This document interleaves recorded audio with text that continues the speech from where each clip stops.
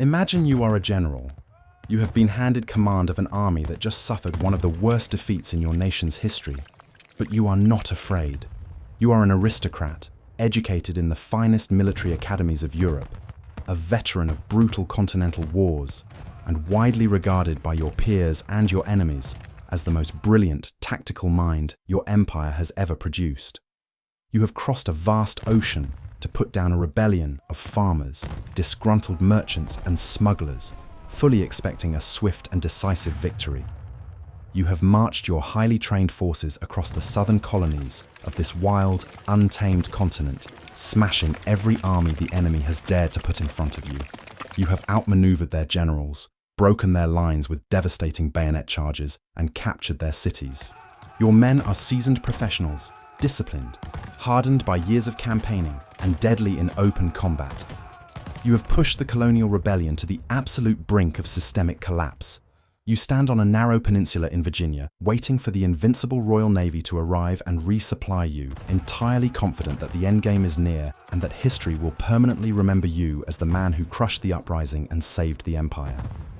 You are Lord Charles Cornwallis, and you have absolutely no idea that you have just walked into the most elaborate, perfectly executed trap in military history. How does the finest military mind of the British Empire lose everything to a colonial farmer who had never commanded a large standing army in a pitched battle before this conflict began? George Washington is remembered today as an American deity, a flawless marble statue of virtue and leadership. But in the autumn of 1781, he was a desperate man fighting a rapidly disintegrating war. The colonial economy was in absolute ruins. Hyperinflation had rendered their currency worthless. Mutinies were breaking out among the freezing, starving continental soldiers who had not been paid in months, and the British military held an iron grip on the major ports and population centres. Cornwallis was running rampant in the south, destroying everything in his path.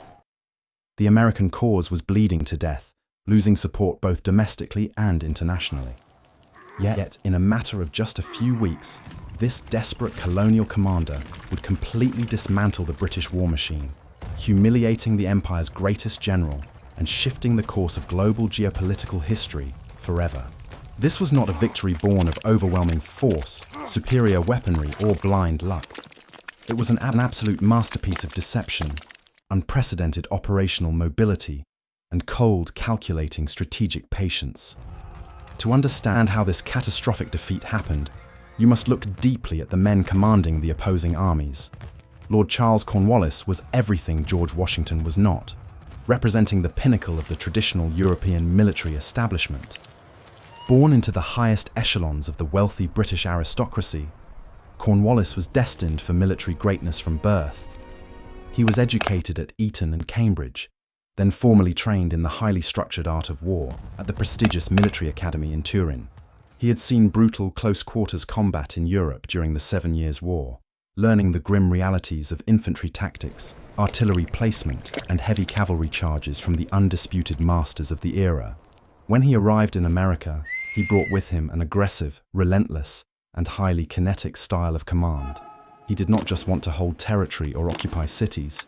He wanted to draw the Continental Army out into the open field and completely destroy it. And for a long time, he did exactly that, with terrifying efficiency. In the southern theatre of the war, Cornwallis was a violent force of nature. He decimated the American forces at the Battle of Camden, inflicting a profoundly humiliating defeat on General Horatio Gates, the man who was supposed to be the great American hero. Cornwallis moved his army with incredible speed, aggressively burning his own baggage trains to lighten his load so he could chase down Nathaniel Greene's forces across the punishing terrain of the Carolinas. He was bold, aggressive, fearless, and highly intelligent, but his continuous string of tactical successes bred a fatal strategic flaw, an overwhelming arrogance. Cornwallis believed fundamentally and irreversibly that the American forces were structurally incapable of executing complex, multi-theater operational maneuvers.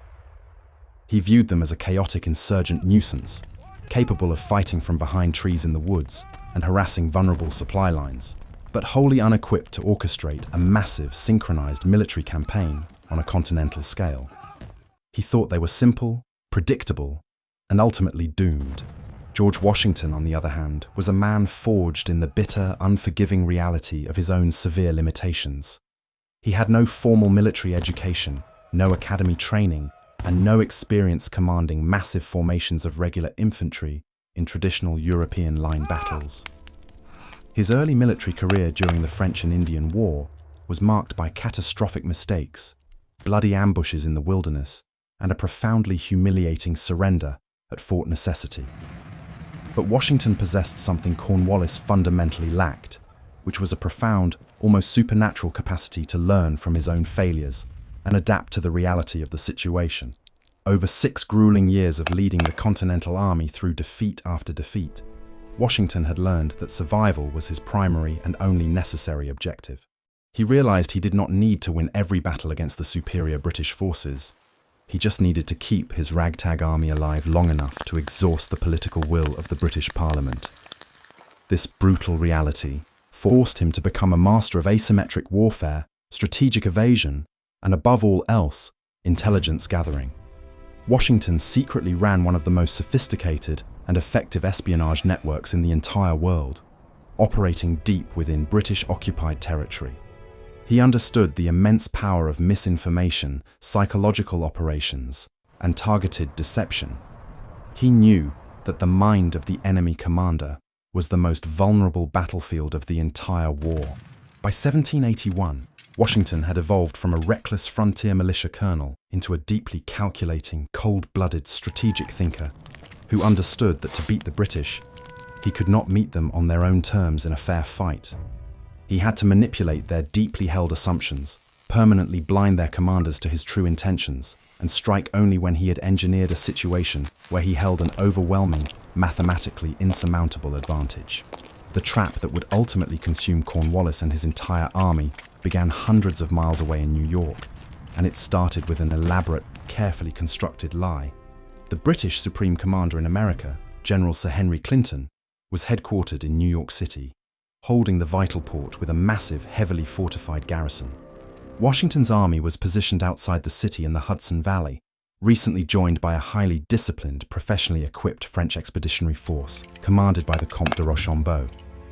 For months, Washington and Rochambeau had been meticulously plotting their next major operational move.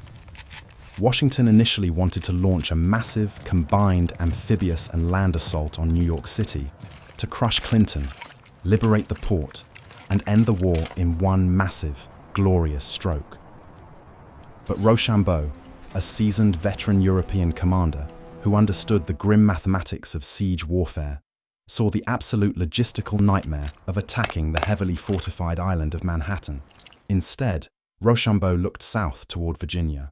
Cornwallis, after exhausting his army chasing American forces through the Carolinas, had marched his troops into Virginia and eventually settled at a deep water port called Yorktown.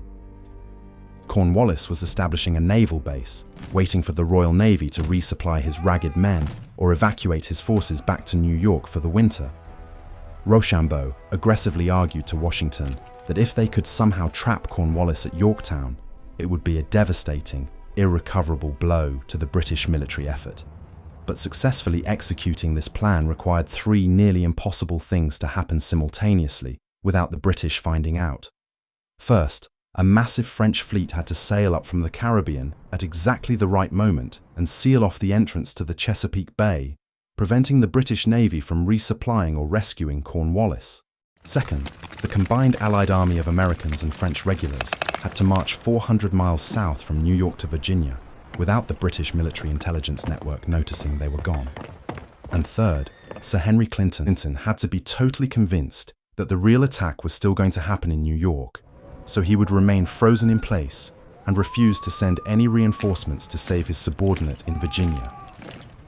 It was an operational and logistical tightrope of unprecedented complexity.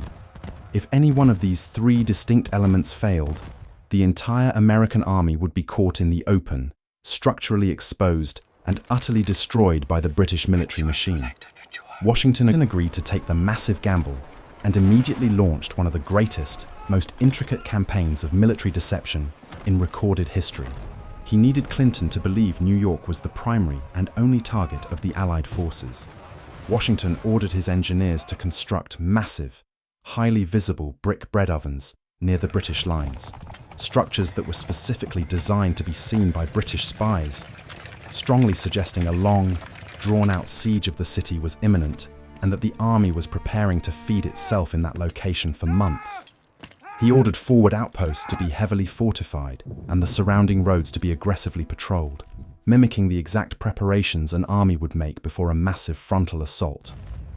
But Washington's true masterpiece of deception was his deliberate manipulation of the intelligence network and the mail system. He sat down and drafted highly detailed, completely fabricated operational plans detailing an all-out, multi-pronged attack on New York City. He then entrusted these highly classified dispatches to low-level couriers who were deliberately ordered to travel along specific routes that Washington already knew were deeply compromised by British cavalry patrols. The couriers were inevitably ambushed and captured, the fake battle plans were confiscated, and they were delivered directly to General Sir Henry Clinton's desk in New York. Clinton read the highly detailed documents, analyzed the fabricated troop movements, and swallowed the bait completely, hook, line, and sinker. He became utterly, obsessively convinced that Washington was about to throw the entire combined Allied army against his defensive fortifications. Clinton was so completely paralyzed by this phantom threat that he kept his massive garrison strictly locked down behind their earthen defenses, absolutely refusing to send a single soldier south to aid Cornwallis, even as reports started to trickle in that the Americans were on the move. While Clinton was desperately bracing for a catastrophic attack that was never actually going to come, Washington and Rochambeau quietly slipped away into the shadows. The Allied army, numbering roughly 19,000 men in total, including about 8,000 Continental soldiers and over 10,000 highly trained French regulars, began the grueling, agonizing 400-mile march south toward Virginia. This was an astonishing, almost unbelievable feat of 18th-century logistics. Moving an army of that massive size meant coordinating miles-long columns of marching men, heavy bronze artillery pieces, thousands of horses, and endless trains of slow-moving supply wagons over terrible, rutted dirt roads, crossing wide, treacherous rivers, and securing enough food and fresh water every single day to keep the men from starving or dying of dehydration. To maintain absolute secrecy and ensure the deception held, Washington did not even tell his own frontline soldiers or junior officers where they were actually going. For days, the troops marched aggressively southward, assuming they were merely maneuvering into a flanking position for an attack on Staten Island or the outer defenses of New York. It was only when they passed right through the streets of Philadelphia and kept marching south toward the border of Virginia that the enlisted men finally realized the true, shocking objective of the campaign. The march was executed with breathtaking speed, strict discipline, and flawless operational security, completely blinding the British intelligence apparatus. If you are enjoying this deep dive breakdown of strategic brilliance, and you want to master the complex historical tactics that shaped our modern world, make sure you hit that subscribe button right now. We analyze the greatest military minds, the most complex battlefields, and the most pivotal moments in human history every single week, and joining the channel ensures you never miss a tactical breakdown. While the Allied army was relentlessly racing south over land, the vital naval component of the massive trap was quietly swinging into place off the coast. The Comte de Grasse, commanding a massive, heavily armed French fleet of 28 ships of the line, sailed up from the West Indies, completely evaded British detection, and dropped anchor right at the mouth of the Chesapeake Bay. This fleet was the heavy iron anvil to Washington's descending hammer. The British Royal Navy, suddenly realizing far too late that the French fleet was moving in massive force, frantically sent a squadron under Admiral Thomas Graves from New York to intercept them and keep the sea lanes open for Cornwallis. On September 5th, 1781, the two massive wooden fleets clashed violently in the Battle of the Capes. It was a vicious, thunderous, terrifying exchange of heavy artillery broadsides that shook the ocean. The French captains masterfully utilized the wind, held their defensive line perfectly, and severely damaged several key British warships, heavily disabling the British fleet and ultimately forcing Admiral Graves to order a humiliating retreat back to New York for repairs. The Chesapeake Bay now belonged entirely to the French Navy. The crucial sea route was completely closed. Cornwallis was now completely cut off from the outside world. There would be no resupply ships arriving. There would be no evacuation by sea. The jaws of the trap had finally snapped permanently shut. When Cornwallis finally looked at his strategic situation and realized what was happening, it was far too late to do anything about it. He looked out into the deep waters of the bay and saw the terrifying sight of the white flags of the Bourbon French fleet blockading his only avenue of escape. He looked inland and received panicked cavalry reports that Washington and Rochambeau were rapidly descending upon his position with a massive, highly organized combined army.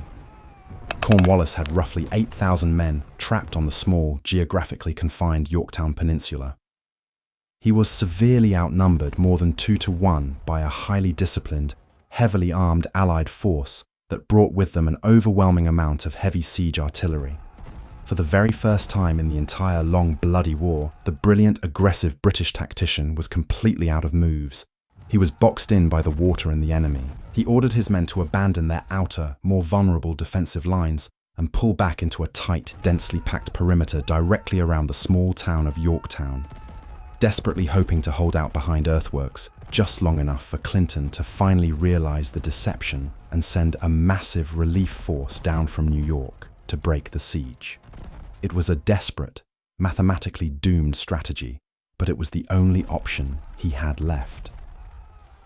On September 28, 1781, the massive Allied army finally arrived at Yorktown, fully deployed their lines, and the legendary siege officially began. Washington did not order a reckless, bloody frontal assault against the entrenched British positions. He knew perfectly well that he finally had Cornwallis in an unbreakable stranglehold, and he coldly intended to bleed the British army to death systematically, piece by piece. He relied heavily on the technical expertise of the French engineers, who were widely considered the absolute masters of scientific siege warfare in the 18th century. These engineers instructed the Allied troops to begin digging a massive, continuous trench, known in military terms as a parallel, about 800 yards away from the main British defensive lines. The grueling, dangerous work was done entirely at night, in total, suffocating silence, under the cover of absolute darkness and a heavy, damp Virginia fog to hide their movements from British sentries. Thousands of American and French soldiers dug furiously into the sandy soil, moving literal tons of earth by hand with wooden shovels to create a deep protective ditch and a high earthen embankment. When the sun rose the next morning, the British defenders looked out across the field and were absolutely horrified to see a massive, fully constructed earthwork spanning their entire front, bristling with thousands of Allied troops who were now heavily entrenched and protected from small arms fire. Washington immediately ordered his incredibly heavy siege guns, massive mortars, and devastating howitzers dragged through the mud into the newly completed parallel. On October 9th, the Allied artillery batteries officially opened fire. General Washington himself was given the ceremonial honor of igniting the very first cannon, sending a massive iron ball smashing directly into the British lines. The bombardment that followed was apocalyptic in its scale and violence. Dozens of heavy cannons, mortars and howitzers rained thousands upon thousands of pounds of solid iron and explosive shells into the incredibly small, densely confined space of Yorktown. The bombardment was absolutely continuous, lasting day and night without a single pause, completely shattering the nerves of the exhausted, terrified British defenders. Wooden buildings were instantly smashed to splinters by the impacts. Carefully constructed British earthworks collapsed in upon themselves, burying the men hiding inside. The sky above the town was permanently stained black with the thick, choking smoke of burning gunpowder, and the ground shook violently with every synchronized volley from the French batteries. The terrible screams of the severely wounded and the dying echoed continuously across the peninsula, perfectly audible to the attackers in the trenches. Cornwallis's men were hopelessly trapped in a chaotic, inescapable meat grinder. The British artillery crews bravely attempted to fire back, but their cannons were vastly outgunned, outranged, and rapidly silenced by the surgical, devastating precision of the highly trained French gunners. British warships anchored in the York River, desperate to provide covering fire, were deliberately targeted by the Allied batteries with specialized red-hot cannonballs that had been heated in furnaces until they glowed. These incandescent projectiles buried themselves deep into the wooden hulls of the ships, setting them instantly on fire and forcing the panicked crews to abandon ship as the vessels exploded and sank into the river. The entire town of Yorktown was quite literally being erased from the map by the sheer volume of explosive ordnance. To continuously tighten the noose and end the siege faster, Washington ordered a second parallel trench to be dug even closer, bringing the Allied guns just 300 yards from the British lines, a distance close enough to fire point blank into their fortifications. But to successfully complete this new advanced trench line, the Allied forces had to physically capture two heavily fortified forward British defensive positions, known structurally as Redoubt No. 9 and Redoubt No. 10, which directly blocked the intended path of the engineers. On the dark, moonless night of October 14th, Washington ordered a highly dangerous, simultaneous night assault on both of these critical redoubts. The French regulars would take Redoubt 9, and the American light infantry would take Redoubt 10. The American assault force was led by a young, fiercely ambitious, and highly aggressive officer named Alexander Hamilton, who had practically begged Washington for a field command. To ensure total tactical silence and perfectly maintain the crucial element of surprise during the approach, Hamilton ordered every single man in his unit to entirely unload their muskets. They were absolutely forbidden from firing a single shot. They would take the fortified redoubt using only the cold, terrifying steel of their bayonets. In the absolute dead of night, the American troops crawled silently through the abatis, a brutal defensive barrier constructed of sharpened trees pointing outward, and physically swarmed up the steep, muddy earthen walls of the redoubt like shadows. The ensuing fighting inside the fortification was savage, violently intimate, and incredibly brutal. Men stabbed, slashed, and aggressively clubbed each other to death in the pitch-black darkness, fighting hand-to-hand for mere inches of ground. But the overwhelming speed, shocking violence, and absolute surprise of the coordinated assault completely overwhelmed the stunned British defenders. Within a mere 10 minutes of vicious combat, both vital redoubts had fallen permanently into the hands of the Allied forces. The engineers immediately rushed forward, and the second parallel was rapidly extended directly through the captured positions, bringing the devastating Allied heavy siege guns into point blank, completely unsurvivable range of the British inner defensive perimeter. Cornwallis was now staring directly into the absolute abyss of total defeat. His proud, previously invincible army was being systematically pulverized into dust.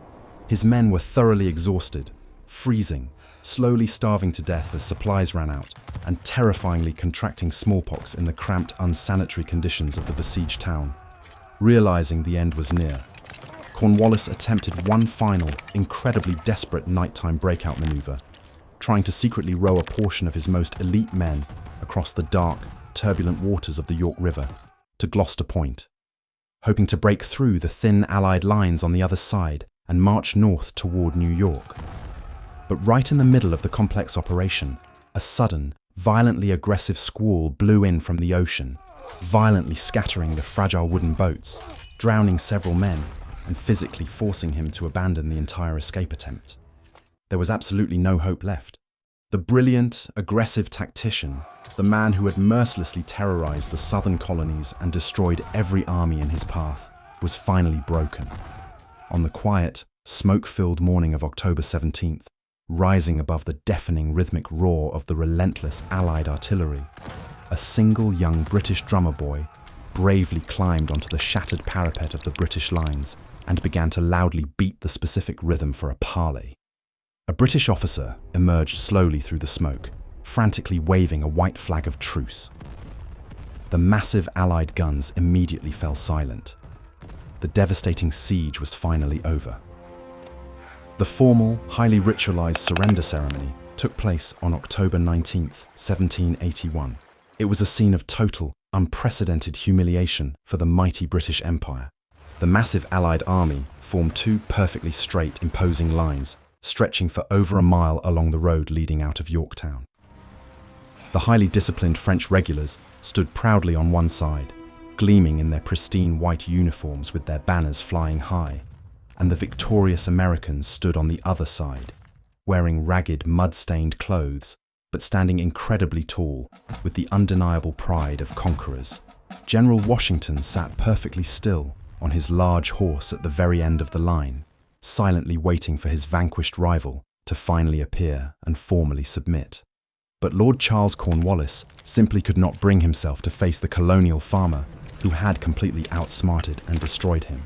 Pleading a sudden, highly convenient illness, Cornwallis absolutely refused to attend the formal ceremony, hiding in his dark tent in disgrace and sending his second-in-command, General Charles O'Hara, to carry out the deeply humiliating task of surrendering his sword.